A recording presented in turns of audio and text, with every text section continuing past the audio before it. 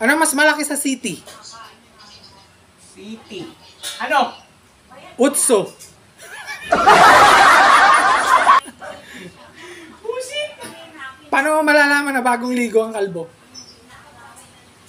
Naliligo ba kalbo? Paano? Di tanungin mo. Anak ng toka. Ano ang sakit na di mo malalaman? Ano? Secret. Ang pikadon! Anong gamot ang ipinapahid sa baboy? Ano? Ointment.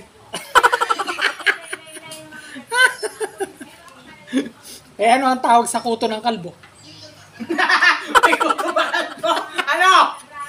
Homeless.